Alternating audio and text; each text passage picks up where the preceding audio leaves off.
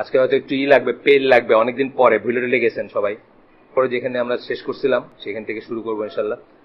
এই বইটা যারা নতুন বা যারা দেখেন নাই তাদের জন্য, এটা religious extremism in the lives of contemporary Muslims, বইটার নাম। অরিজিনাল বই আরবিক, ইমাম সৌদ ইসলামী ইউনিভার্সিটি, ওইটার টিচার একজন, মানে উনি একসময় ছাত্র ছিলেন, ওনার মাস্টার্সের থিসিস এটা, আর পরে উনি টিচার ওইখানকার। এটা ট্রান্সলেট করছেন জামাল জারাবোজো। 21 বছর আগের বই, সেপ্টেম্বর 11-এর আগের বই, 21-22 বছর আগের। সুতরাং সেপ্টেম্বর 11-এর রিয়েকশন হিসাবে লেখা না বইটা, এটা খুব ইম্পর্টেন্ট ব্যাপার টু নোট। তো আমরা গতদিন যেখানে শেষ করছি তারপরে থেকে শুরু করবো আজকে। একটু হয়তো পিছনে টেনে বলবো যে কি করছিলাম গতদিন।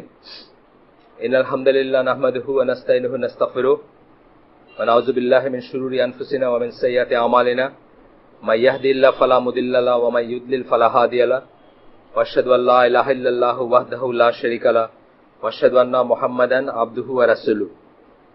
আম্মা বাদ, ফাইন্না খায়রাল হাদিসি কিতাবুল্লাহ ওয়া খায়রাল হাদী হাদী মুহাম্মাদিন সাল্লাল্লাহু আলাইহি ওয়াসাল্লাম ওয়া শাররাল উমুরি মুহদাসাতুহা ওয়া কুল্লু মুহদাসাতিন বিদআহ ওয়া কুল্লু বিদআতিন দালালাহ ওয়া কুল্লু দালালাতিন ফিন্নার। আসসালামু আলাইকুম ওয়া রাহমাতুল্লাহি ওয়া বারাকাতুহু। এখন আপনার অ্যাডভাইস আমরা চাচ্ছিলাম, যে শুনতে যাচ্ছিলাম, আপনার একটা ছোট ভাই আছে, আপনি কি আগামীকালকে তাকে আমেরিকা পাঠাবেন কিনা?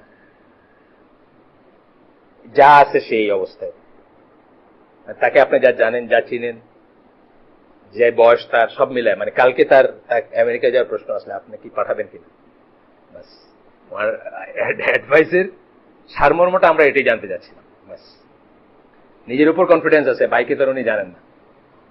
আপনি রোজা রাখছেন না কন্টিনিউয়াস? বেশ, আমরা খবর পাইলাম এখানে দাউদ আলাইহিস সালামের রোজা রাখছেন না, একদিন অন একদিন অফ রাখছেন। এটা কেন রাখছেন জানেনি না আপনার, পরে না।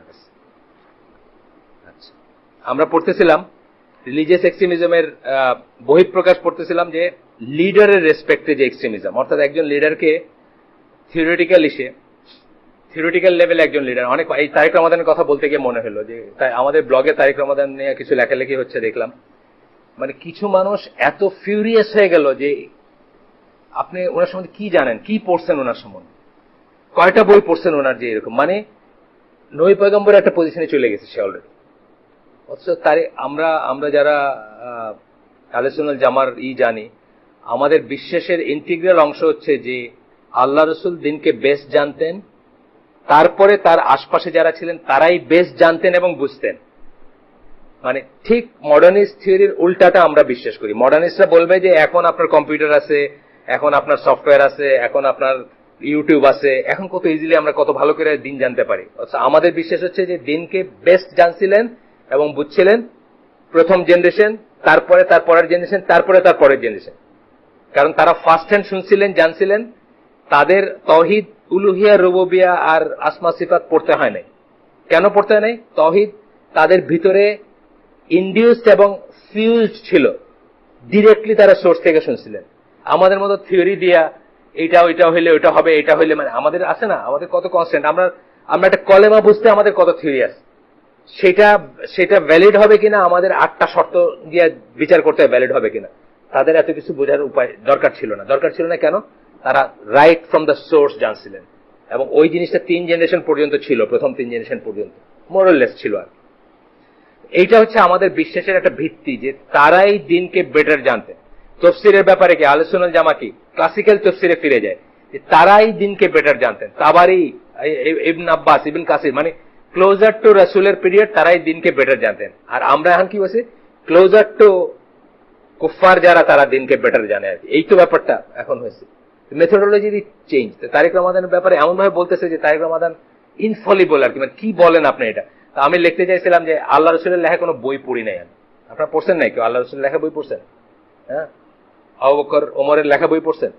হ্যাঁ, তো আবু বকর ওমরে জানতে কি তাদের লেখা বই পড়তে হবে না? মোহাম্মদ আলী জিন্নার কোনো বই পড়ছেন নাকি? আমি পড়িনি। আপনারা পড়ছেন কেউ? কাজে আজম মোহাম্মদ আলী জিন্না। কিন্তু আমরা সবাই জানি উনি বলছিলেন যে Urdu will be the national language, আর ওই জন্য জুতা মারা হয়েছিল না, তাই না? আমার যেটুকু জানার দরকার সেটুকু জানতে গেলে কি ওনার ফিলোসফি পড়তে হবে? আমি জানি উনি একজন modernist, I have nothing to do with him. এই জন্য যে যিনি বলতেছেন যে শরিয়া can wait at this moment, এখন শরিয়াকে পসপন করা যেতে পারে, উনি কোথাকার কোন বুজুর্গ আসেন, ওনার দিনের কোনো পড়াশোনা নাই। আমার আর ওনার বই পড়ার তো দরকার নেই। বই পড়ার দরকার হলে আমি যদি ওনার ওইটাকে খাইতে গিয়ে উনি কি বলছেন, ঠিক বলছেন না বলছেন, এটা নিয়ে বই পড়া দরকার। কিন্তু যখন উনি বলে ফেলছে, যেমন ধরেন এই যে হাসান যার কথা বললাম, মজো বাসার, এদের বই পড়ার দরকার আছে নাকি? আমি যদি ওর এই জিনিসটাকে বিসমিল্লাহ থেকে ভুল মনে করি, আর তো বই পড়ার দরকার নেই। বা ধরেন কাদিয়ানি বলতেছে যে মানে মির্জা গোলাম আহমেদ, উনি কি বলছেন যে নবী, আমাদের নবী শেষ নবী না, এরপরে কি আর ওনার আর কিছু পড়ার দরকার আছে? এই পয়েন্টে তো শেষ। শিয়ারা বলতেছে যে কোরআন শরীফের ইন্টিগ্রিটি নাই, কোরআন শরীফের 2/3 মিসিং। কে ই করছেন? আবু বকর রাদিয়াল্লাহু আনহু, ওমর রাদিয়াল্লাহু আনহু এবং ওসমান রাদিয়াল্লাহু আনহু এটাকে চেঞ্জ করে ফেলছেন। আমার কি আর অনওয়ার্ড যাওয়ার দরকার আছে? আল্লাহ বলতেছেন সূরা হিজরের 9 নম্বর আয়াতে আল্লাহ বলতেছেন যে কোরআনের ইন্টিগ্রিটি মানে আল্লাহ নাজিল করেছেন এবং আল্লাহ এটাকে প্রোটেক্ট করবেন। ওরা বলতেছে 2/3 মিসিং, তার মানে আল্লাহর আয়াত মিথ্যা। আমার তো আর প্রসিড করার দরকার নেই। মানে আমি এখন কি তালে কি ওইসব নাম কি জানি বলেন না, তেলেগানি আর কি আছে না সব নাম, বেহেশতি, আয়াতুল্লাহ বেহেশতি, ওদের ডক্টরিন পড়ার দরকার আছে নাকি? প্রাইমারিলি আমার দরকার নেই। আমি যদি এটা নিয়ে গবেষণা করি, আরো ডিপে যাই, তাদেরকে রিফিউট করতে যাই, তখন আমার দরকার। কিন্তু প্রাইমারিলি আমার দরকার নেই। আমি এখান থেকে জানি যে এটা ঠিক পথ না। একইভাবে যারা বলবে যে আল্লাহ রসুলের সময়কার জিনিস এখন প্র্যাকটিকেবল না, এটা তো ঈমান বিনষ্টকারী বিষয়। আসুন, আমরা হয়তো তারেক রমাদান বা তার অনুসারীদেরকে বলবো না যে তোমরা ইসলাম থেকে বাইরে গেছো, কিন্তু কেউ যদি মনে করে যে আল্লাহ রসুলের সময় যা চলতো এখন সেটা চলবার নয়, আমরা কি জানি এটা ঈমান বিনষ্টকারী বিষয় না একটা? তা আমার কি আর পড়ার দরকার আছে? তো ওইখানে এমন ভাবে করতেছে যে তারেক রমাদানের সমালোচনা করা মানে আমি কিছুই না, আমি ইসলামেই ভিতরেই নাই, এরকম একটা ভাব। এইটাই contemporary forms of extremism with respect to leader. একজন লিডারকে আপনি মানলেন। আমি যখন প্রথম ওই দলের সাথে, দলীয় রাজনীতির সাথে পরিচয়, আমি দেখি তার তসবিতে তাদের যে মেন্টর ধরেন, যার যেটা আর কি, কারো মওদুদি, কারো নাহবানি, কারো XYZ, মানে আল্লাহ রসুল বা আল্লাহর কথা যতবার উচ্চারিত হইতেছে তার চেয়ে ওই নামগুলা বেশি আসছে।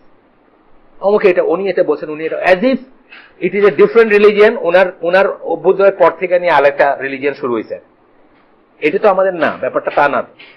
আমাদের কি জানি, আহলে সুন্নাত জামার প্রত্যেকটা ব্যাপার আল্লাহ রসুলের কাছে ফিরে যেতে হবে। যদি না যায় ওটা ভ্রান্তি, যদি না যায় ওটা বাতিল। আপনি যদি ট্রেস করতে না পারেন ওই পর্যন্ত, তাহলে ওটা বাতিল। তো এখানে আমরা এটা আলাপ করছিলাম।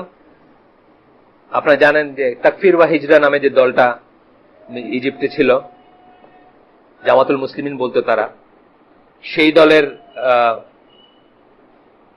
যে সুকরি মুস্তাফা, সেই দলের যে আমির ছিলেন,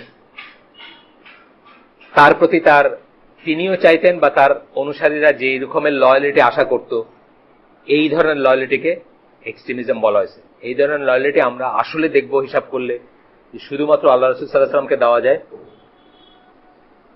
উনি দাবি করতে পারেন বা ওনার প্রাপ্য।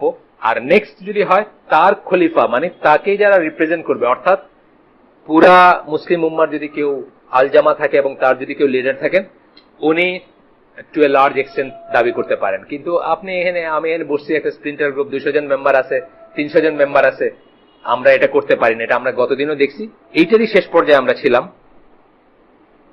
তারপরে আজকে নতুন জায়গায় যাব। তো এখানে এই যে সামারিটা আমরা পড়বো, যে এই ধরনের পারসেপশন অফ ইমাম এবং লিডার, যখন আপনি আপনার একটা দল, একটা গোত্র, একটা বাংলাদেশেও আছে এরকম একটা দলের লিডারকে আপনি মানায় নিছেন যে অ্যাজ ইফ সে মুসলিম উম্মার লিডার, তাকে যারা অমান্য করবে তারা ইসলামের বাইরে চলে গেল, অথবা তাকে যারা চ্যালেঞ্জ করবে তারা ইসলামের বাইরে চলে গেল, বা ওই দলের ভিতর না থাকলে আপনি আর মুসলিম না, এই ধরনেরই যে সেটা নিয়ে কথা বলতেছেন। তখন বলতেছেন যে কথাগুলো সত্যি, অনেক জায়গায় দেখবেন যে কথাগুলো সত্যি, কিন্তু ওই আকরামুজ্জামান ভাই বলছিলেন না যে হাদিস তো সহি, কিন্তু হাদিসের ব্যাখ্যা বা তর্জমা হচ্ছে জাল। এটা হয়, কিন্তু এটা আমরা এখানে উদাহরণ দিচ্ছি যে একটা হাদিস সহি হতে পারে, কিন্তু হাদিসের তর্জমা বা ব্যাখ্যাটা হচ্ছে ভুল। যেমন ধরেন আপনার ওই হাদিসটা সহি, ওই যে আল্লাহ রাসূল মিম্বরে উঠতেছিলেন এবং তখন 3 বার আলহামদুলিল্লাহ বললেন। তো একটাই ছিল পয়েন্ট কি, যে আপনার নাম উচ্চারিত হইল অথচ যে সালাওয়াত পড়লো না আপনার উপর। এই হাদিস তো সহি, কিন্তু সালাওয়াত পড়া বলতে যদি আপনি ইয়া নবী সালাম আলাইকা বলে ফেলেন, তাহলে সহি হাদিসের জাল অর্থ করা হলো বা সহি হাদিসের জাল মিনিং করা হলো, যে আপনি ইয়া নবী সালাম আলাইকা বলবেন আল্লাহ রাসূলের নাম উচ্চারিত হইলে, বা ওয়ালাইকুম সালাম, তুমি না এলে দুনিয়ায় বলবেন তাইলে সহিহ হাদিসের জাল মিনিং হয়ে গেল। একই ব্যাপার যে উনি যে সমস্ত কথাগুলো বলছেন যে এই রকম লয়ালিটি দরকার, এরকমই দরকার, সব ঠিক, কিন্তু উনি সেই ব্যক্তি না, সুপ্রি মুস্তাফা সেই ব্যক্তি না। আচ্ছা, এখানে তিনটা সামারিতে তিনটা পয়েন্ট বলছেন। এক নম্বর হচ্ছে based on the believe that their group was the জামা। এই বিলিফটা হচ্ছে ভুল। দেয়ার গ্রুপ ওয়াজ দ্য জামা মানে তাকফির ওয়া হিজরা বা জামাতুল মুসলিমিন যেটা ইজিপ্টে ছিল, ওই গ্রুপটার, ওয়ালাইকুম সালাম, ওই গ্রুপটার যতজন মেম্বার তারাই হচ্ছেন জামাত, তারাই হচ্ছেন জামাতুল মুসলিমিন, তার বাইরে সবাই কাফের। এই জিনিসটাই ভুল। কিন্তু এই ধারণাটার উপর বেস করে বাকি জিনিসগুলো, অন্য জিনিসগুলো ঠিক, কিন্তু এটা যখন এখানে অ্যাপ্লাই করা হলো তখন ভুল হয়ে গেল। Based on the believe that their group was the জামা, মানে আমরা যেটাকে বলি আল জামা বা আহলে সুন্নাহ ওয়াল জামা যাই বলি, of the Muslims or the only Muslim community, এটা ইনভার্টেড কমার ভিতরে, and that their imam was the imam of all Muslims. All of the texts related to obeying the supreme ruler and baya applied to their imam, Sukri Mustafa. All of that is wrong. এই লেখক বলতেছেন সবটুকুই wrong and evil and is built upon evil. মানে এইখানেই wrong যে উনি হচ্ছেন সেই leader, ওনার জামাত হচ্ছে একমাত্র জামাত সারা মুসলিম ওয়ার্ল্ডে। 150 কোটি মুসলিমের ভিতরে হয়তো 1,500 মানুষ তারাই হচ্ছেন মুসলমান, বাকি সবাই কাফের। এই অ্যাজাম্পশন ভুল, এবং তার উপর বিল্ড করে যা কিছু করা হয়েছে তার সবকিছু ভুল, সবকিছু evil. Their basic point of making their group the জামা of the Muslim is rejected as was explained earlier. আমরা আগেই কথা বলছি, এটা নিয়ে আলাপ করছি যে ওইটা রিজেক্টেড, যে তাই ওই গ্রুপটাই জামা না। আর আমরা দেখছি যে এম্পেরিক্যালি তারা ভুল প্রমাণিত হয়েছে। উনি কতগুলো জিনিস প্রেডিক্ট করছিলেন, ওনার জীবদ্দশায় ওইগুলো ভুল হয়েছে। যেমন ঈসা আলাইহিস সালামের কাছে পর্যন্ত উনি নিয়ে যাবেন, তার সাথে একসাথে যুদ্ধ করবেন, মানে যে সমস্ত প্রেডিকশন গুলো উনি ওনার উপর সুপার ইম্পোজ করছেন সব ভুল হয়ে গেছিল। 2, due to the obligation of the বায়া দেয়ার ইমাম has the right to rule over their wealth and lives. এই যে বায়াতের আবার ভুলটা আসতেছে, যে মেজর বায়াত মাইনর বায়াত। এখন কোন মেজর বায়াতের লোক নাই দুনিয়াতে, মেজর বায়াত নেওয়ার মতো কোনো মানুষ নাই। যদি থাকতেন উনি কি হইতেন, সমস্ত মুসলিমদের আমির বা ইমাম যিনি উনি হইতেন, এবং তার অধিকার থাকতো আমাদের ওয়েলথ এবং লাইফের উপরে রুল করা। ওয়েলথ এবং লাইফের উপরে রুল করা অনেক বড় একটা কথা, কিন্তু অর্থাৎ আপনাকে যদি বলেন যে এখানে যুদ্ধ করতে যাও, আপনি বাধ্য যাইতে, if it is an order life, তাই না, আপনার লাইফের উপরে, বা আপনার উপরে আপনার একটা ইসলামিক ল, হুদুদ ল কায়েম করতে পারেন। অথবা আপনার ওয়েলথ, আপনারা জানেন ওই হাদিসটা যে রুলার যদি আপনার জায়গা, ধরেন আপনার খুব ঢাকা শহরের গুলশানে আপনার 33 কাঠার একটা প্লট আছে, একেবারে আপনার জানের টুকরা, রুলার নিয়ে নিল, মুসলিম রুলার নিয়ে নিল। আল্লাহ রাসূল কি বলছেন, যে তুমি তার রাইট এসে নেওয়ার, তাকে তার রাইট দিয়ে দেওয়ার। তোমার রাইট যদি সে হরণ করে থাকে, এটা আল্লাহর জন্য রাখো, তথাপি আপনাকে দিয়ে দিতে হবে যদি আল জামাতের হন। মানে এই প্রকারের আনুগত্য আপনার থাকতে হবে তার প্রতি। আপনি অস্ত্র ধরতে পারবেন না, আপনি তার উপর চিকা মারতে পারবেন না, বিদ্রোহ করতে পারবেন না, যেটা আজকাল হয় আর সামান্য কারণে চিকা মারে না মানছে, তো সেটা পারবেন না। তো বলতেছেন যে বায়া, due to the obligation of the বায়া দেয়ার ইমাম has the right to rule. এই যে ওই বায়াত, যেহেতু তারা মনে করছেন যে ওইটা হচ্ছে অব্লিগেশন অফ বায়া, ওইটা মেজর বায়াত, ওই বায়াত নিতেই হবে, ওই বায়াত না নিলে আপনি মুসলিম না, আপনি জামাতের বাইরে। সুতরাং অটোমেটিক্যালি কি হয়ে গেছে, তার ওই রাইটটা চলে আসছে, যেটা ভুলভাবে আসছে। The followers had no right to object to any of that, এবং ফলোয়ারদের কোনো রাইট ছিল না অবজেক্ট করার। এবং দেখা গেছে যে তাদের ভিতর কেউ যদি একটু সন্দেহ প্রকাশ করছেন, বা কেউ যদি এটা প্রশ্ন করছেন, তাকে মাইরে ফেলা হয়েছে, অথবা তাকে সে পালায় বেড়াইতে হয়েছে। 3 নাম্বার, দ্য ইমাম দেয়ার ইমাম ডিজার্ভস অ্যাবসলিউট অবিডিয়েন্স। মানে এই সামারি করতেছেন যে কি ভুলগুলা হয়েছিল। Absolute obedience, he is not required to explain the reason or wisdom behind an order. Absolute obedience, এবং এটি শুধু কি আল্লাহ রাসূলের ছিল, কোন একটা জিনিসে সবসময় উইজডম করার সাহাবীরা করতেনও না, এবং করার দরকারও ছিল না। বরং সাহাবীরা উল্টাটাই বলতেন। খুব সিম্পল কোয়েশ্চেন, ফর এক্সাম্পল, যেমন আজকে রোদটা এত কড়া কেন, ধরেন কথার কথা, এই কোয়েশ্চেনের আনসারও আল্লাহ রাসূল সাহাবীরা বলতেন আল্লাহ এবং আল্লাহ রাসূলই বেটার জানেন। খুব সিম্পল কথা, আপনি দেখবেন মানে সবাই জানেন, আপনার মনে হবে এইটার আনসার, কিন্তু ওনারা বলতেন যে আল্লাহ এবং আল্লাহ রাসূল বেটার জানেন। এটা বলার এটাই কারণ ছিল যে কোন একটা জিনিসের পিছনে উইজডমটা কি, এটার ওনারা চ্যালেঞ্জ করেন নাই, কখনো এটি নিয়ে প্রশ্ন তোলেন নাই। এবং যে 1-2 বার প্রশ্ন তুলছে তারা ধ্বংসপ্রাপ্ত হয়েছে, যে খারেজিদের এই যে, সে তো বেসিক্যালি কি, সে আল্লাহ রাসূলকে জাস্টিস করতে বলছিল। তার মানে কি, আল্লাহ রাসূলের উইজডম, আল্লাহ রাসূলের জাস্টিস এবং তার ফ্যাকাল্টিকে সে প্রশ্ন করছিল যে আল্লাহ রাসূল ঠিক ডিস্ট্রিবিউট করলেন কিনা বুটি অফ ওয়ার, এটাই তো ছিল ব্যাপারটা। তাকে কি সে মানে ধ্বংসপ্রাপ্ত একটা লোক, বা তার অনুসারীরা ধ্বংসপ্রাপ্ত, খারেজিদের যে আর কি ফোরফাদার যে।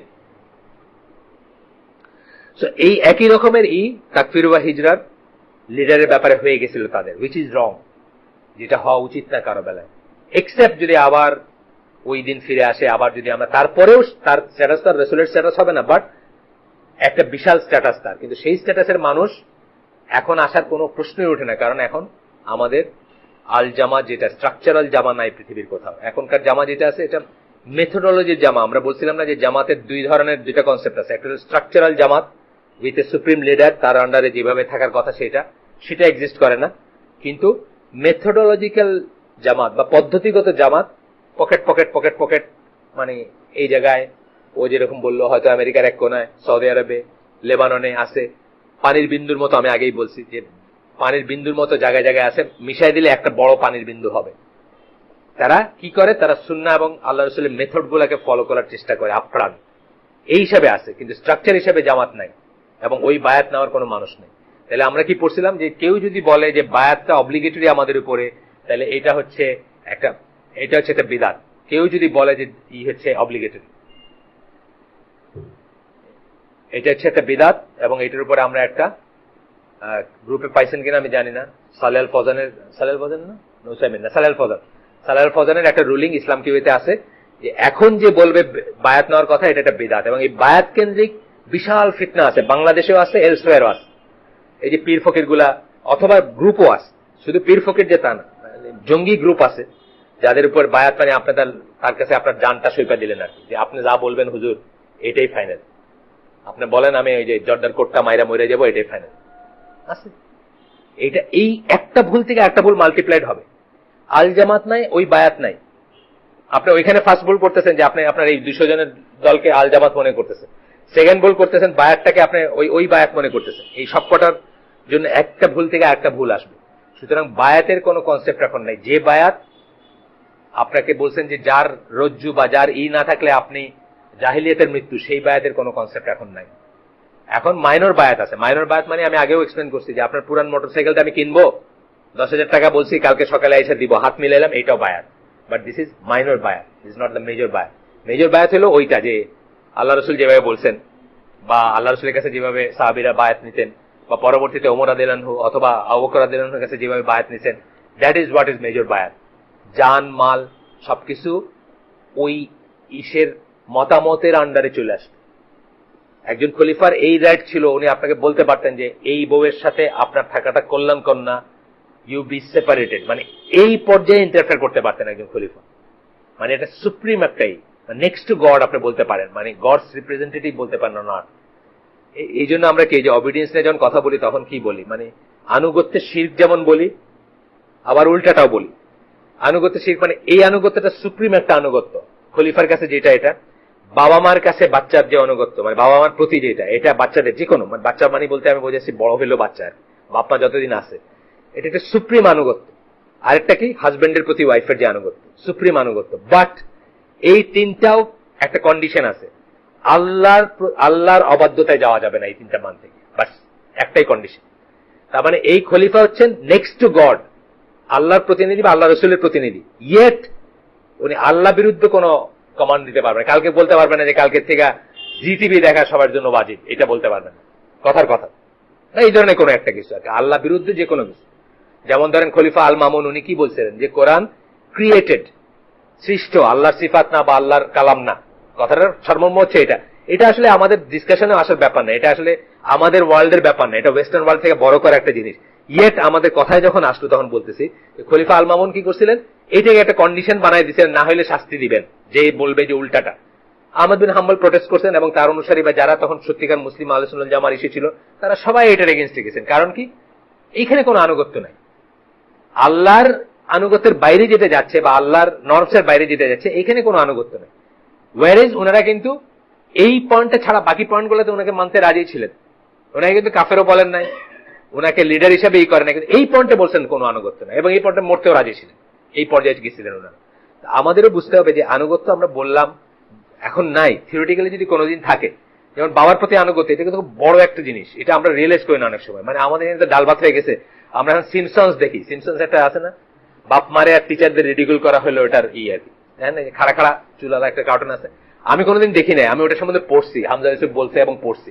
ওটা হচ্ছে অ্যানার্কিস্টদের বানানো। অ্যানার্কিস্ট কারা? যারা প্রচলিত নিয়মের উল্টাটা করবে। মানে প্রচলিত নিয়ম কি, বাবাকে আপনি মানেন, টিচারকে আপনি মানেন, টিচারে রিডিকুল করে একেবারে নাই করে দিল, বাপরে একদম মানে রিডিকুল করে বা কি বলে ঠাট্টা বিদ্রুপ করে বাপরে একটা আব্দুল বানাই দিল, বুঝছেন না? মানে anarchist, reversal of the order, উল্টাটা আর কি, উল্টা দিবে ওটাকে। সিমসন্স দেখেন না, খাড়া খাড়া মাথা, আপনি দেখছেন কখন? পেপারে টেপারেও আসে এটা, মানে ওয়েস্টার্ন এসে আসে, খুব খুব নাম্বার ওয়ান, মানে পপুলার হিসাবে নাম্বার ওয়ান কার্টুন আর কি সারা, হ্যাঁ বই আকারে আছে, আর কার্টুন হিসেবে এটা 1 নম্বর। আর এটার উপজীব্যই হচ্ছে to ridicule the elders, scholars, বাপ মা, টিচার, এদেরকে রিডিকুল করে। কিন্তু ইসলামে বাপের পজিশনটা কি? একজন সাহাবী আয়েশা রাসূল সাল্লাল্লাহু আলাইহি ওয়াসাল্লাম বলতেছেন, আমার বাপ আমার পয়সা চুরি করে, আমার বাপ আমার পয়সা চুরি করে। ওইটা মানে গিভেন আমাদের আজকের ইসে যে বাপ আমাদের সাথে থাকে, আমি ওই মানি ব্যাগটা রেখে যাই, প্রত্যেকবার এসে দেখি একটা 500 টাকার নোট নাই বা 2টা নাই, এবং আমি বুঝতেছি যে ওটা বাপ রেখেছে, এটা আর কি ইকুইভ্যালেন্ট। আল্লাহ রাসূল কি বলছেন? তুমিও তোমার বাপের, তোমার পয়সাও তোমার বাপের। দেয়ার ইজ নো শিকায়ত, কোনো শিকায়ত নাই, কোনো অভিযোগ নাই, অভিযোগটাকেই গ্রহণ করেন নাই। তুমিও তোমার বাপের, you belong to your father, তোমার পয়সাও তোমার বাপের। তার মানে আনুগত্যের লেভেলটা কি আপনি চিন্তা, আমরা কি কোনোদিন এইভাবে চিন্তা করছি? আজকালকে ছেলে পেলেরা বা আজকালকে বাপেরা আমরা এই যে চিন্তাই করি না। বাপ মানে মানে ই করলে আমরা ইন্ডিভিজুয়ালিজম দেখাই দিব, আমার ভোট আমি দিব, যাকে খুশি তাকে দিব, বাপের কর কি আছে? এখনকার ব্যাপারটা তাই, ইন্ডিভিজুয়ালিজম দেখাই দিব। কিন্তু চিন্তা করেন কোন গ্রেডের আনুগত্য চাওয়া হয়েছে। ইয়েট এই আনুগত্য থাকবে না যদি এই আনুগত্য আল্লাহর আনুগত্যের বাইরে চলে যায়। আপনার বাপ যদি আপনাকে এমন কিছু করতে বলেন যেটা আল্লাহর আনুগত্যের বাইরে যাবে, আপনার মা যদি আপনাকে এমন কিছু করতে বলেন যেটা আনুগত্যের বাইরে চলে যাবে। আমরা ওই যে ওই ইটা আমি সবাই জানি, আমরা যে ওই আগের দিনের বনি ইসরায়েলদের সময়কার ঘটনা দিয়ে যে হাদিস আছে, এটা আমরা জানি যে এটা যে স্কলার বলতেছিলেন, উনি মানে বোঝাইতে বলতেছিলেন যে বাপ মার সাথে ছেলে মেয়েদের, আমরা তো আসলে স্নেহ নিম্নগামী, আমাদের এখানে আমার বাচ্চাটার লিগে আমি মরে যাবো কিন্তু আমার বাপের লিগে আমি মরবো না, কিন্তু মানে আমাদের আল্লাহ এভাবেই বানাইছেন আমাদের, এই জন্য বাচ্চারে আদর করে এটা কোরআনে বলেন না, কিন্তু বাপ মারে উফ বলবেন না, এটা কোরআনে বলছেন। বিকজ আমাদের নেচার যেটা, ফিতরা যেটা, সেটা হচ্ছে যে আমাদের বাচ্চার জন্য আমাদের জানটা পড়ে যাবে, বাচ্চারা ব্যথা পাইতে দেখলে বুকটা ফাইটে যাবে, কিন্তু বাপটা বিছনায় শুয়ে যে কাতরাইতেছে ওইটাতে মনে হবে না যে ওইটা কোনো একটা সমস্যা। এই জন্য আল্লাহ বাপের কথা বলছেন, বাপ মার কথা, বাচ্চাদের কথা বলেন না, কারণ বাচ্চাদেরটা আপনার অটোমেটিক্যালি করবে। তো ওইখানে যে বনি ইসরায়েলের ওই গল্পটা, ওই যে ওই গুহার মুখ বন্ধ হয়ে গেছিল একদিন, তো তিনজনের একটা মানে সৎ কাজের কথা দিয়ে আল্লাহর কাছে চাইছেন, পরে একটু একটু করে খুলছে মুখটা। একজন কি বলছিলেন যে উনি ওই ছাগল পালতেন বা ছাগল দোহায়া বা মেষ দোহায়া বা যাই হোক ক্যাটেল, যেটা দুধ নিয়ে আসছেন, এসে দেখছেন যে বাপ মা ঘুমায় গেছে। তো উনি সারা রাত দাঁড়ায় ছিলেন যতক্ষণ বাপ মা না জাগবে, ওনার বাচ্চারা অবক্ত কাঁদতেছিল, তাদেরকে দুধ না দিয়ে দাঁড়ায় ছিলেন যে বাপ মা ঘুম ভাঙলে বাপ মাকে অফার করে যেটা বাকি থাকবে সেটা বাচ্চাদের দিবেন। এই থেকে স্কলাররা দলিল হিসাবে বলতেছেন যে বাচ্চাদের উপরে বাপ মার যে হক, বাপ মার যে হক আপনার উপর এত বেশি, বাচ্চাদের উপরে হক। আমরা অ্যাপারেন্টলি কি মনে করবো যে বাচ্চাদের ভরণ পোষণ করবো, এইটাই তো আমার সবচেয়ে বড় কর্তব্য বা দায়িত্ব, কিন্তু আসলে দেখেন ওইটাকে আল্লাহ সৎ কাজ হিসাবে কবুল করছেন, যে সেটার বাচ্চাদের কান্দায়া দুধটা না দিয়ে সারা দাঁড়ায় ছিল যে বাপ মা কখন জাগবেন, ওইটাকে সৎ কাজ হিসাবে আল্লাহ কবুল করছেন এবং আল্লাহর জন্য করছিল। কিন্তু ওই সৎ কাজের একটা ই ছিল কি, মানে আল্লাহর জন্য কে কে করছে আর কি, কে কোনটা করছে এটা মনে করবে, তাহলে আল্লাহ ওটাকে অ্যাকসেপ্ট করছেন তার জন্য করা সৎ কাজ হিসাবে। আমরা এগুলো অনেক সময় আসলে কোন জায়গায় ফিট করবে এটা ই করে যায় আর কি, ভুলে যায়। তো সেই বাপ মার প্রতি আনুগত্য যদি আল্লাহর বিরুদ্ধে যায়, কোনো আনুগত্য নাই, এটা বুঝতে হবে। এবং অনেক সময় আমাদের হয় যে সেই বাপ মার একটা কথা শুনতে গিয়ে আমরা একটা লাইন ক্রস করে ফেলি, আমরা করি, আমাদের ভিতরে হয়, অনেক সময় হয়, এখানে যাইস না, এটা করিস না, এটা করতে হয় না, আছে না ব্যাপারটা। মানে আমার মা পছন্দ করে না যে আমার বোনরে আমি সম্পত্তি দিব, আল্লাহ কোরআনে বলছেন যে দিয়ে দিতে হবে বাপ মূল্য 2:1 না। আমাদের সিলেটে অনেক মা আছেন বলেন যে এটাতে অমঙ্গল হয়। সিলেটের অনেক মাদের বিশ্বাস, ফরাইজ যেটাতে বলে, মেয়েরে যদি সম্পদ দেয় বাপ মূল্যে, বা এটা যদি মেয়েরা খায় বা এটা যদি নেয়, কোনোদিন মেয়েদের মঙ্গল হবে না, অমঙ্গল হয়। তাহলে কি এটা আল্লাহর অনানুগত্য না? আল্লাহ স্পষ্ট তো বলছেন দিতে, আপনি বলতেছেন যে আল্লাহ বুঝেন নাই, আপনি তার চেয়ে বেশি বুঝেন যে এটা অমঙ্গল হয়, সুতরাং আপনি দিবেন না আপনার মেয়েরে। এই যে জিনিসটা, এটা যে ছেলে মানলো, মানে বাপ মরার পরে তো ছেলেই গার্ডিয়ান, তাই না? ছেলের উচিত ছেলেটা ভাগ করে দিয়ে দিবে। এটা যে ছেলে মানলো, সে কি করলো? আল্লাহর আনুগত্যের উপরে বাপ মার আনুগত্য করলো। এটা তার করা উচিত না, করা ঠিক হয় না। ঠিক আছে, আমরা আজকে যাব extremism in dissociation from the Muslim society, তাকফির ওয়া হিজরা। ওনারা কি করছিলেন? প্রথমে শাসক থেকে তাকফির করবেন শাসককে, এবং হিজরত করবেন, মানে গুটায় নিবেন। প্রথমে শাসক থেকে, তারপরে শাসকদেরকে যারা সমালোচনা করেন না বা ত্যাগ করেন না সেসব ওলামার থেকে, তারপরে সেসব ওলামাদের যারা ওলামা মনে করে তাদের থেকে। তার মানে লম্বাইছে কম্বল খালি, সব শেষ, শুধু ওই গ্রুপ ছাড়া আর বাকি সবাই কাফির। তাকফির, তাদেরকে তাকফির করবেন। আর হিজরা মানে তাদের থেকে ডিসোসিয়েট করবেন, নিজেকে গুটায় নিয়ে পকেট হয়ে যাবেন। বাংলাদেশে আছে, আমি চিনি একজন মানুষ ঢাকা শহরেই, উনি নিজের এসে নিজে নামাজ পড়েন। লেটেস্ট ওনার উন্নতি শুনলাম যে সালাত নাকি 2 রাকাত করে পড়তে হবে, আর কোনো ইনস্ট্রাকশন নাই। আর মানে কোরআনিয়ন হয়েছেন উনি, এখন অনেক পথ ঘুরে শেষ পর্যন্ত কোরআনাইট হয়েছেন। সালাতের কথা তো আল্লাহ পরিষ্কার ভাবে মানে রাকাত বাইন্দা দেন নাই, বা বলেন নাই কয় রাকাত কোনটা। এখন উনি 2 রাকাত করে পড়েন। উনি যেটা সালাত মনে করেন ওটা পড়েন না, মানে আমাদের প্রচলিত সালাত উনি পড়েন না। 18 জনের গ্রুপ ছিল, আমি একসময় শুনছি যে 18-20 জন হয় ওনার সবাই। ওনাদের নিয়ে উনি নামাজ পড়েন, কোন ইমামের পিছনে পড়েন না। আরেকজনের কথা আমি মেহেরপুরে জানি, উনি একা পড়েন নামাজ, মানে ওনার এখন গ্রুপও নাই এখন। মানে মসজিদের নামাজ না পড়তে পড়তে পড়তে পড়তে এখন একা পড়েন। এই কথাটাই বলতেছেন যে extremism and dissociation from the Muslim society. আপনি গুটায় নিলেন, কিছুটা গুটানো হয়তো আমরা গুটাই। ফর এক্সাম্পল, আমার বোনের ছেলের বিয়ে হবে, বড় এলসিডি স্ক্রিনে বিয়ার হলুদের সময় মাইয়ারা যে নাচছে, ওটা আবার বিয়ার দিনে দেখানো হয় আজকাল, নাকি এটা একটা ট্র্যাডিশনাল। নিজেরাই সিনেমা করে, মানে বাইরের সিনেমার অমিতাভ বচ্চনের আর দরকার নাই, নিজেরাই সিনেমা করে, ধুতি পয়রা ঢোল ঢোল বাজায় হলুদ টলুদ করে, ওইটারে আবার ঈশের দিন দেখানো হয়। বিয়ের দিন যারা মিস করছেন, সময় স্বল্পতার জন্য মিস করছেন এত মহৎ জিনিস, ওটা আবার দেখানো হয়। সে যাই হোক, আমি এইটার জন্য আমার বোনের ছেলের বিয়েতে যাব না, কিন্তু ভ্যালিড রিজন, শরিয়া ভিত্তিক রিজন, এবং আপনি ঠিক আছেন এখানে। ওয়ালাইকুম সালাম। আপনি যে গেলেন না আপনার আপন বোনের ছেলের বিয়েতে, আপনি ঠিক আছেন, কিন্তু এইটার লাইনটা জানতে হবে কোথায়। তার মানে কি আপনার বোনকে আপনি কাফের মনে করবেন না? আপনার ভাগ্নেকে কাফের মনে করবেন না? কবিরা গুনাহ, একটা বড় সিন, মেজর সিন করছে, কাফের না।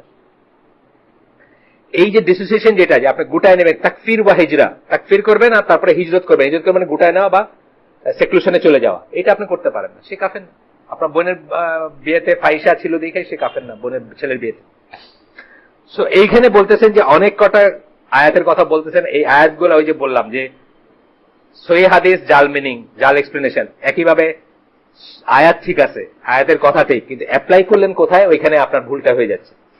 প্রথমটা হচ্ছে সূরা মুজাদিলার 22 নম্বর আয়াত। আমরা সবাই জানি এটা খুব ওয়ালাল বারা ব্যাপারটা, যে ওয়ালাল বারা বা শত্রু মিত্র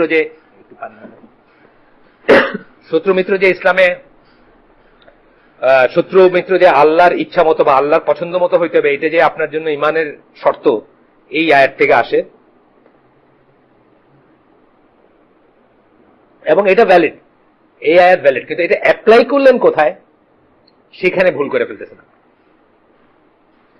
এটা হচ্ছে যে যারা আল্লাহ এবং আখেরাতে বিশ্বাস করে, আয়াতটার বাংলা বলে দিচ্ছি আমি, এই মজলিসে সবাই জানেন, তারপরেও এখান থেকে আর কি স্কলাররা বলছেন যে ওয়ালাল বারাটা ইসলামে একটা ইমানের শর্ত, এবং এটা খুব ইম্পর্টেন্ট জিনিস।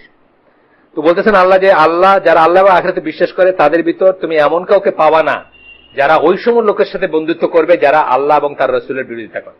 জিসটা হচ্ছে এটা, যদিও বা তারা তাদের ছেলে হয়, তাদের বাপ হয়, তাদের ভাই হয়, বা আত্মীয় স্বজন হয়, যাই হোক, জিস্ট হচ্ছে এটা।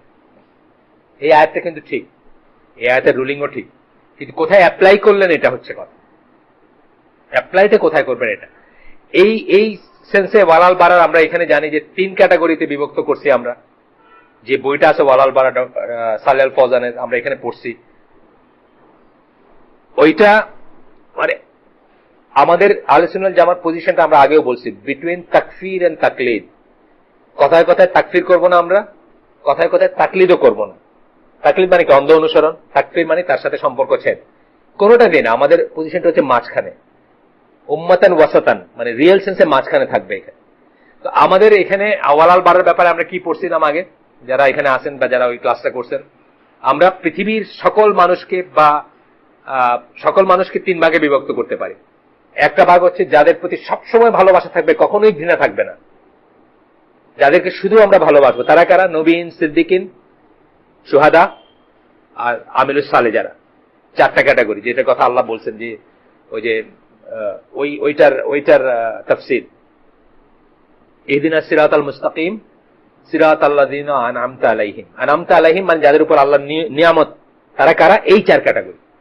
এই 4 জনের সাথে আমরা থাকতে চাবো, আল্লাহর কাছে দোয়া করবো যে আল্লাহ এদের সাথে আমাদের আখিরাত যেন হয়, আমরা যেন এদের সাথে থাকতে পারি। এই 4 ক্যাটাগরিতে আমরা কখনোই সমালোচনা করবো না বা ঘৃণা করবো না।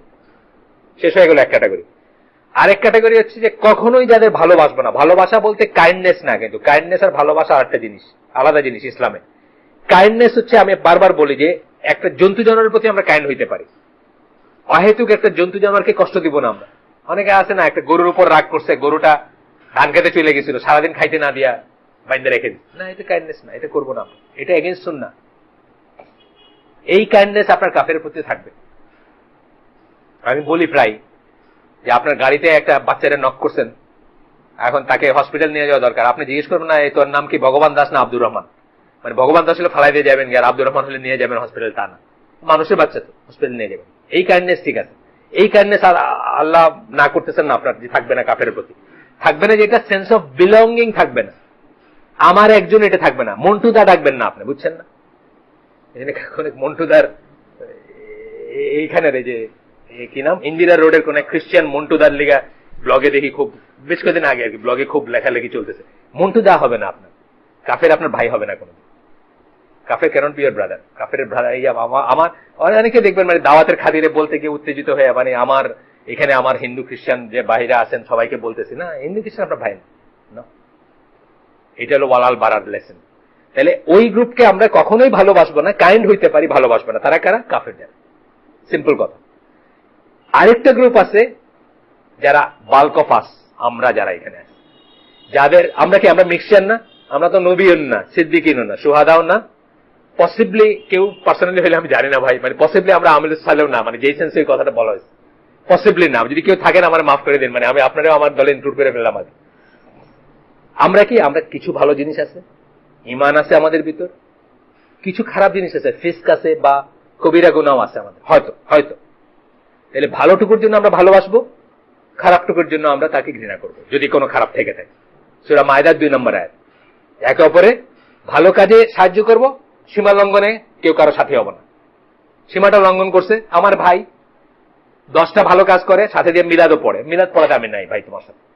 আমার বোন 10টা ভালো কাজ করছে, কিন্তু ছেলের বিয়ার সময় ওই এলসিডি টিভিটা নাই দিচ্ছে, এটা আমি নাই তোমার সাথে। এইটা হবে বাল্ক মেজরিটির জন্য ওয়ালাল বারা।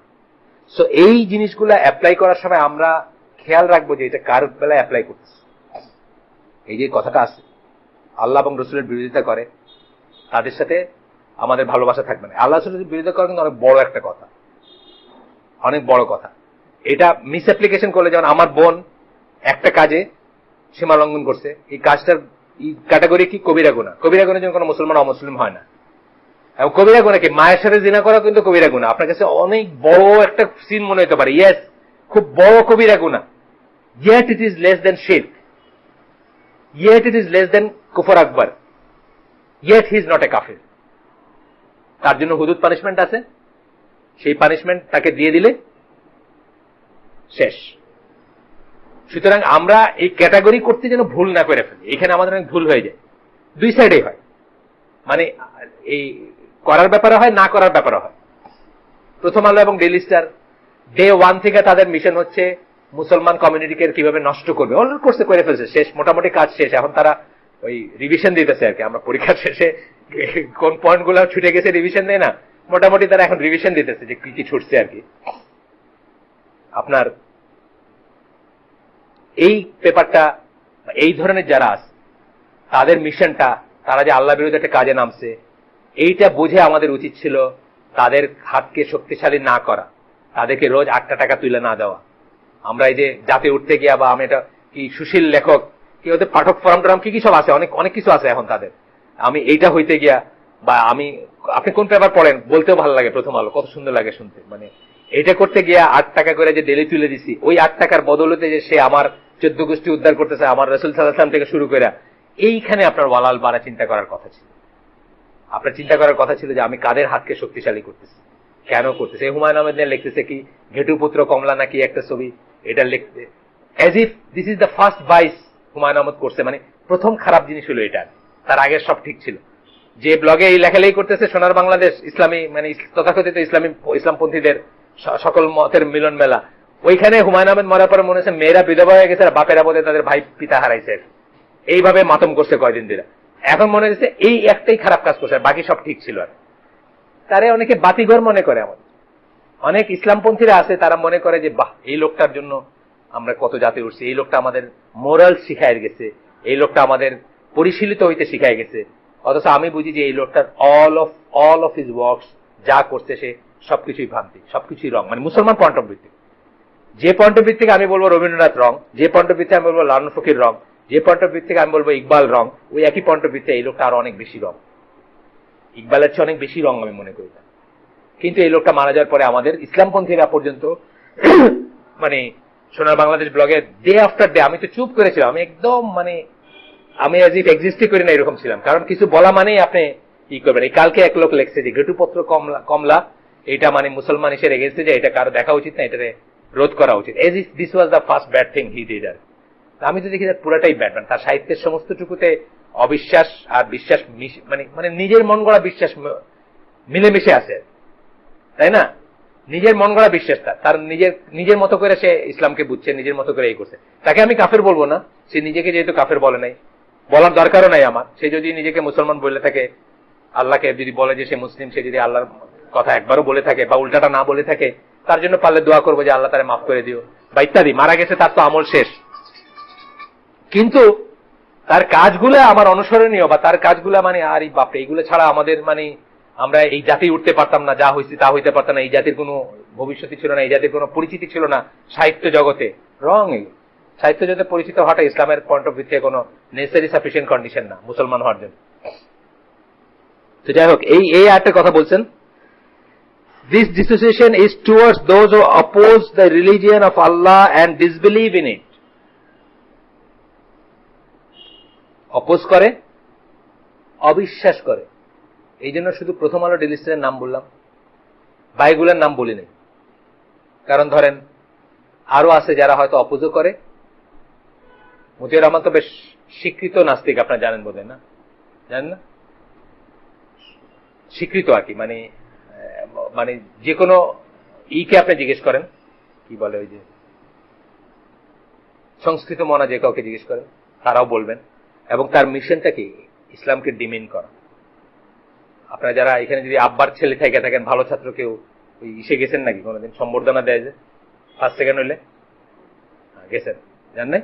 আচ্ছা, গেলে আপনারা আরজ আলী মাতবরের বই দিবে, আপনাকে গিফট হিসাবে দিবে আরজ আলী মাতবরের বই, মানে আপনি যাতে একদম কুইক কাফের হয়ে যান। কারণ ইন্টারমিডিয়েট এই যে আমরা কিছুই জানি না, আল্লাহ সম্বন্ধে, আল্লাহর দিন সম্বন্ধে কিছু জানি না।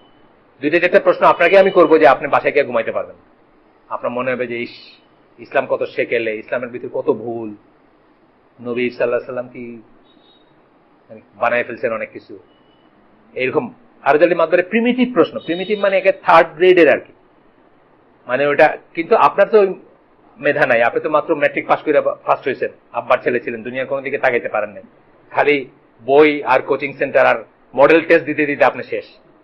আপনার আম্মা বলছে যে বাবা এইবারে রোজাটা রাখিস না, পরীক্ষাটা শেষ হোক তারপর বার থেকে রাখিস, কারণ রোজা রাখলে রেজাল্টটা খারাপ হয়ে যেতে পারে। আপনি ওই ফ্যামিলির থেকে আসছেন, তো আপনার ডিফেন্স মেকানিজম যেটা, বা আপনার ইমিউনিটি জিরো, আপনার আরজ আলী মাতবরে বই দাঁড়াই দিয়েছে, আপনি কাফের হয়ে গেছে, এইভাবেই হচ্ছে।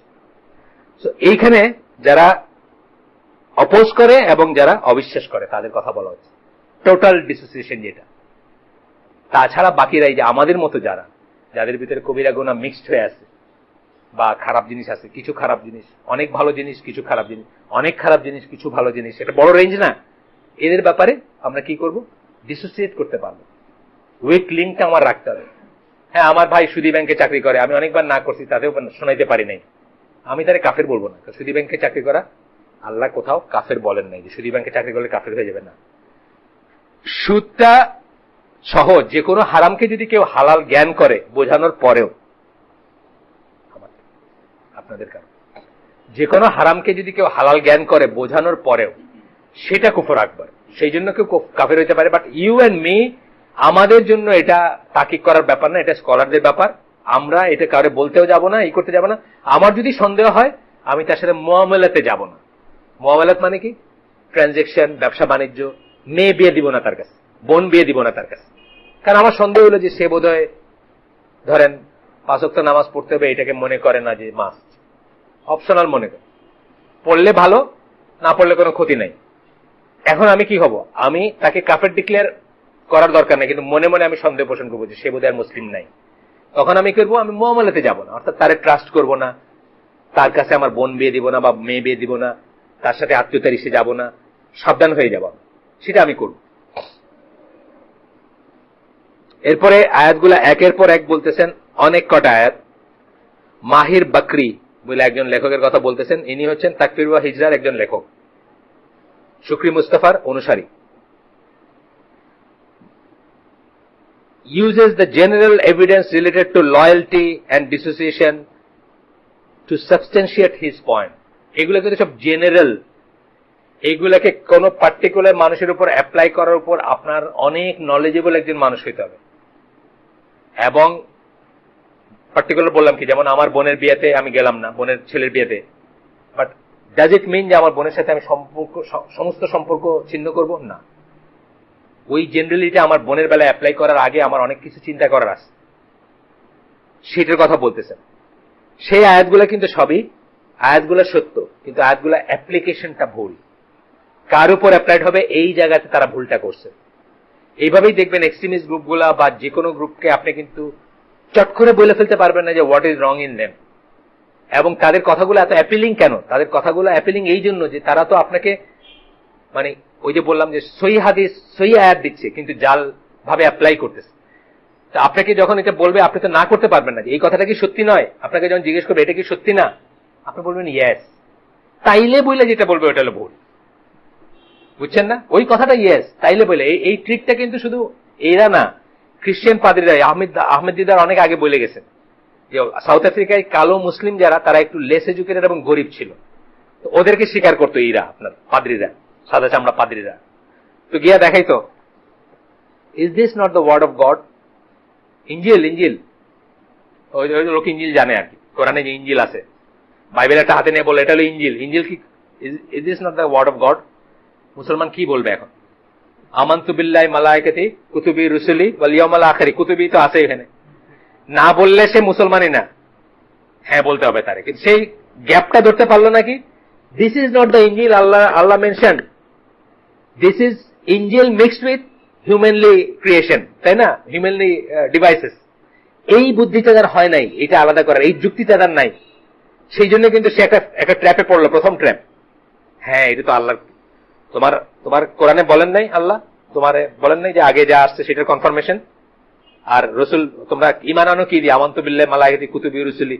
ইনজিল বলে is this not the word of God? আপনি বলেন হ্যাঁ। নেক্সট কোয়েশ্চেন, তাইলে এখানে যা লেখা আছে এগুলো সত্যি না? আপনি কি বলবেন বলেন? পয়লা আপনি বলছেন এটা ওয়ার্ড অফ গড, এরপরে আপনার সত্যি না বলে কোনো উপায় আছে? হ্যাঁ সত্যি। তাইলে দেখো এখানে কি লেখা আছে।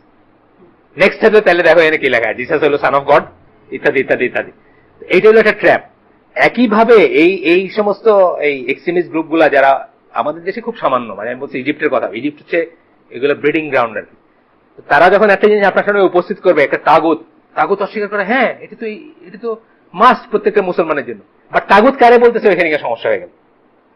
মানে নেক্সট তাইলে যেটা বললো সমস্যাটাকে তো ওইখানে মনে রাখবেন, প্রথমটাতে কোনো সমস্যা নেই। এই একের পর এক আয়াত পড়বো আমরা, প্রত্যেকটা আয়াত সত্য, প্রত্যেকটা আয়াতের কথা সত্য, এবং এগুলো অস্বীকার করার কোনো উপায় নাই, কিন্তু অ্যাপ্লাই কোথায় করবে সেখানে সমস্যা। একটু একটু করে পড়ে যাই আমি। সূরা আল ইমরান 28 নম্বর আয়াত, let not the believers take friends or helpers unbelievers, কাফেরদেরকে বন্ধু এবং আউলিয়া হিসাবে নিও না, রাদার দেন বিলিভার্স, বিশ্বাসীদের মুখামুখি, বিশ্বাসীদের সাথে প্রেফারেন্সিয়ালি কাফেরদেরকে আউলিয়া হিসাবে নিও না। ইফ এনি ডু দ্যাট, যদি কেউ এটা করে থাকে আল্লাহ থেকে তার কোনো সাহায্য নাই, এক্সেপ্ট যদি প্রিকশন হিসাবে, মানে কোনো একটা জায়গায় কোনো একটা সেফটি সিকিউরিটির ব্যাপারে যদি দরকার হয়, কখনো হইতে পারে, কখনো কাফেরের সাথে আপনার প্যাক্ট করতে হইতে পারে। আল্লাহ রাসূলের সময় হয়েছে, এখনো করতে হইতে পারে। একজন কাফেরের এগেইনস্টে বা একজন ইসের এগেইনস্টে এই করতে গিয়ে আরেকজনের সাথে প্যাক্ট করতে হতে পারে। এটাই বলতেছেন, except by way of precaution that you may guard yourself from them. এইভাবে যদি প্যাক্টের ব্যাপার হয় তখন আলাদা কথা, but Allah cautions you to remember himself for the final goal is to Allah. আল্লাহ আপনাকে সাবধান করে দিচ্ছেন, সেটা করতে সাবধান করে দিচ্ছেন। সূরা আল ইমরান 28, সূরা মুমতাহিনা 1 নম্বর আয়াতের পরে। এটা খুব ফেমাস একটা আয়াত, মানে যত তাকফির মার্কা দল দেখবেন এই আয়াত ছাড়া কোনো দল হবে না, মানে এই আয়াত থাকবেই তাদের বইয়ে। মানে কতগুলো আয়াত আছে না, এইটা একটা আয়াত যেটা থাকবেই, সেটা হচ্ছে যে take not my enemies and your enemies, sorry my enemies and yours as friends, মানে my enemies and your enemies as friends, মানে আমার শত্রু এবং তোমার শত্রুদেরকে বন্ধু হিসেবে গ্রহণ করেন। আল্লাহ বলতেছেন মাই, কিন্তু বলে বলতেছেন মাই।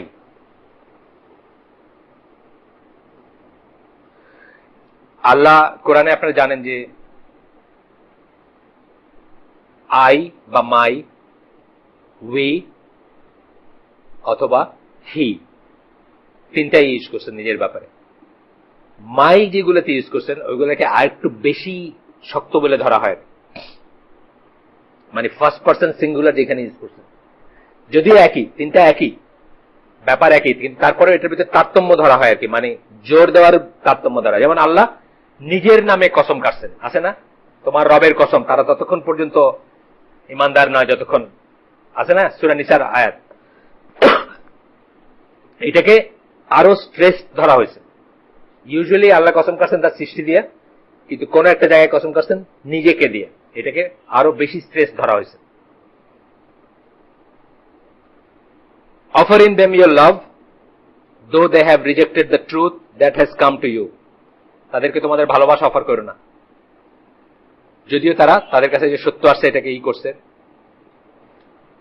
Driven out the messenger and yourselves because you believe in Allah. তোমাদেরকে ঘর থেকে বাইর করে দিয়েছে, বা তোমাদেরকে দেশ থেকে বাইর করে দিয়েছে, বা শহর থেকে বাইর করে দিয়েছে, because you believe in Allah your Lord. তোমরা তোমার প্রভু আল্লাহতে বিশ্বাস করো। If you have come out to strive in my way and seek my good pleasure, take them not as friends, holding secret converse of love and friendship with them. I know full well all that you conceal. মোট কথা বলছেন যে তাদেরকে বন্ধু হিসাবে নিয়ে না, গোপনে তাদের কাছে গিয়ে ফ্রেন্ডশিপ প্রকাশ করে না। এটা করে কিন্তু মুসলমানরা, আপনারা বেশ অবাক হবেন। আমি একটা জায়গায় পড়ছি, একবার মরক্কো কাশ্মীরের ইন্ডিয়ার সমালোচনা করছে, কাশ্মীর ইস্যুতে। তারপরে ডিপ্লোমেট পার্টিতে মরক্কোর রাষ্ট্রদূত ইন্ডিয়ার রাষ্ট্রদূত বলতেছে, ভাই আমাদের বন্ধুত্ব কিন্তু ঠিকই আছে, ওইটা কইছে দেখে মনে করে না যে আমাদের কোনো সম্পর্ক নষ্ট হবে না, আমাদের সম্পর্ক ঠিকই আছে। এইটা হইলে এই কথা আল্লাহ বলছে যে গোপনে তাদের কাছে গিয়ে নিজের ফ্রেন্ডশিপ বলে আইসো না। মানে এমন মাইরি মারছে মুসলমানদের কোনো কারণে, কোন একটা হত্যাকাণ্ড বা কিছু আমি ভুলে গেছি। এটা আবার ওই এটাকে করছেন হলো মুরাদ হফম্যানের কোন বইতে পড়ছি আমি, মুরাদ উইলফ্রেড হফম্যান, ওই যে জার্মান কনভার্ট, উনি ন্যাটোতে জার্মানির অ্যাম্বাসেডর ছিলেন, খুব ইম্পর্টেন্ট পজিশন, ডিপ্লোম্যাটিক পজিশন ছিলেন। তো উনি বলতেছিলেন আর কি যে মরক্কো রাষ্ট্রদূত ইন্ডিয়ান রাষ্ট্রদূতের কাছে মানে গোপনে বা একান্তে বলতেছে যে এটা কিছু মিন করেন, এটা বলতে হয় আমরা বলছি, ওই যে ইন্ডিয়ার সমালোচনা করছি কাশ্মীরের হত্যাকাণ্ডের জন্য, তা আসলে আমাদের ভিতর সম্পর্ক ঠিকই আছে। তো ঠিক আছে, take them not as friends, holding secret converse of love and friendship with them. I know full well all that you conceal. আমাদের ভিতর আছে না অনেকে মুখে বইলে ইন্ডিয়ারে বইলে আছে, ভাই আমার ঠিকই আছে, কোনো সমস্যা নেই। আমাদের ইসলামপন্থীদের মুরব্বী হলো এখন আমেরিকা, সবচেয়ে দুঃখের কথা। আমাদের ইসলামপন্থীদের এখন মোড়ল হচ্ছে আমেরিকা, মানে বিচারের জন্য তার কাছে যায় ফার্স্ট। কত কোটি টাকা দিয়ে, কত কোটি টাকা, 25 কোটি টাকা বোধ হয় লবিস্ট করছে আমেরিকায়, নিয়োগ করছে ইসলামপন্থী। আমেরিকার কংগ্রেসে যেন লবিং হয় আর কি। এরপরের আয়াত, আচ্ছা আমরা শেষ করে দিব। আজকে কার খুতবা এখানে? আব্দুর রাজ্জাক, কেন না, উনি তো শেষের 2 দিন করেন। কাজী ইব্রাহিম, নিয়ম অনুযায়ী বোধহয় কাজী ইব্রাহিম হওয়ার কথা, বাট কোনো চেঞ্জ হইতে পারে। আচ্ছা আমরা শেষ করে দিব ইনশাআল্লাহ, জাস্ট 5 মিনিটে শেষ করে দিব। আরেকটা আয়াত দেখি, 118 নম্বর। এটা হচ্ছে বিতানা, মানে কনসালটেন্ট হিসাবে নিবানা কাফেরদের, ইম্পর্টেন্ট পজিশনে ডিজিএফআই, এনএসআই, আমাদের দেশের রেসপেক্টে, ওনাদের রেসপেক্টে ধরেন আছে না ইম্পর্টেন্ট পজিশন, আল্লাহ রসুলের সময় ইম্পর্টেন্ট পজিশন ছিল, যেগুলাতে নিলে গোপন জিনিসগুলো জানা যাবে বা ই করবে, সেসব পজিশনে নিবা না। আলে ইমরানের আয়াত 118 নম্বর, 118 থেকে 20 হচ্ছে এই কথা নিয়ে। তারপরে সূরা মায়েদার 51 নম্বর আয়াত, ও ইউ হু বিলিভ, এটা খুব famous, take not the Jews and Christians for your friends and protectors, they are but friends and protectors to each other. ইহুদি এবং খ্রিস্টানদের তোমাদের বন্ধু এবং প্রোটেক্টর হিসেবে নিয়ে, তারা হচ্ছে একে অপরের ফ্রেন্ডস এন্ড প্রোটেক্টর। আউলিয়া যেটা, ওয়ালি যেটা, আউলিয়া যেটা বলি আমরা, সেটা এটা নাকি এখন মনসুখ হয়ে গেছে। আমেরিকায় থাকা, কানাডায় থাকা জামাল বাদাবি বলছেন এটা মনসুখ, এখন আমাদের ভাই আর কি। আমেরিকা কানাডা থেকে তারা আমাদের ভাইয়ের কাজ করতেছে না, আমাদেরকে জায়গা দিচ্ছে, খাইতে দিচ্ছে, থাকতে দিচ্ছে, বড় বড় লিমোজিন দিছে, ছোট ছোট কর্নার দিছে, যেখানে আমরা ইসলাম প্রতিষ্ঠা করতে পারি, ভার্চুয়াল ইসলামিক স্টেট প্রতিষ্ঠা করতে পারি। এরা হলো এখন আমাদের ভাই। এদের বেলায় এই আয়াত অ্যাপ্লিকেবল না, এদের বেলায় অ্যাপ্লিকেবল হলো ওই আয়াতে, যে একটা আয়াত আছে না, যে তারা আলে কিতাবদের ভিতরে একটা দলকে তোমরা দেখবা যে যারা বলে আল্লাহর কালাম পড়ে শোনাইলে বা শুনলে তাদের চোখে পানি আসে, তারা বলে আমরা খ্রিস্টান, ওইটা নাকি অ্যাপ্লিকেবল এখন, এইটা নাকি মনসুখ হয়ে গেছে, এটা নাই। জামাল বাদাই উনি বড় স্কলার, কিন্তু নজবিল্লাহ, আমি মানে ওনার নাম উচ্চারণ করতেছি, এটাও মানে আমার সেই যোগ্যতা নাই ওই সেন্সে আর কি, স্কলার হিসেবে ওনার এত পড়াশোনা, বাট উনি মানে উনি যে থিওরি প্রপাগেট করেন, এটা হচ্ছে একটা আর কি, যে এইসব আয়াত এখন ভ্যালিড না। আর একটা হচ্ছে যে টাকনুর নিচে কাপড় পরা বললাম না, যে এগুলো মডার্নিস্ট্রি আর কি, সোজা কথা, এটা এখন ভ্যালিড না। যাই হোক, এই আয়াতগুলা সব ঠিক, এই আয়াতগুলো নিয়ে কিন্তু আমাদের কোনো সন্দেহ থাকা উচিত না, এগুলো সব ঠিক, বাট এগুলোর অ্যাপ্লিকেশনটা ভুল, এটাই বলতেছেন। Dissociating from the disbelievers is something concerning which there is no dispute or debate. কাফের থেকে আমার সম্পর্ক ছেদ করতে হবে, এটা এমন একটা জিনিস যেটার সাথে কোনো ডিসপিউট বা ডিবেট নাই। But the question is, who are the disbelievers? প্রশ্ন হচ্ছে কারা ডিসবিলিভার বা কারা সেই কাফের? That one must dissociate himself from. কারা সেই কাফের যাদের সাথে আমি ডিসোসিয়েট করব? এইখানে হচ্ছে কোয়েশ্চেন। প্রথম কথা, যে নিজেকে মুসলিম বলে দাবি করতেছে, যার উপর হুজ্জত কায়েম করা হয় নাই, কোন রিনাউন্ড মুফতি বা রিনাউন্ড ওইরকম অথরিটি যাকে বলে নাই, তার তো প্রশ্নই ওঠে না কোনো, সেই লোককে কোনো ডাউটের উপরই করে প্রশ্নই ওঠে না কোনো, তাকে কাফের ডিক্লেয়ার করা। সুতরাং মুসলিম নামধারী কাউকে মানে বলার কোনো প্রশ্নই ওঠে না। এরপরে আসলে যে অমুসলিম যারা, তাদের ভিতরে কাদের বেলায় কতটুকু করব এবং কেন করব। একজন অমুসলিম রাস্তা দিয়ে হেঁটে গেছে, তাদেরকে আমি বাড়ি মেরে ফেলবো না, কিন্তু সে একটা ইসলামিক স্টেটে সৌদি আরবের গভর্নমেন্ট থেকে ভিসা নিছে, ভিসা নেওয়া মানে কিন্তু আমানা, জানেন? ভিসা নিয়ে তারা ঢুকতে দিছে মানে কিন্তু আমানা। কি আমানা? তার জান এবং তার মাল প্রোটেক্ট করবে কে? সৌদি গভর্নমেন্ট করবে। আপনি ভাট করে তার মাথায় বাড়ি মেরে দিলেন, হইল না কিছু না।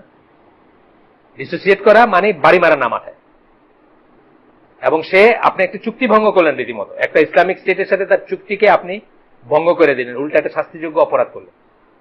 এগুলো চিন্তার ব্যাপার আছে। আমরা আজকে এখানে শেষ করি, নেক্সট দিন আমরা অনওয়ার্ড যাবো। সুবহানাকা আল্লাহুম্মা ওয়া বিহামদিকা আশহাদু আল্লা ইলাহা ইল্লা আনতা আস্তাগফিরুকা ওয়া আতুবু ইলাইক।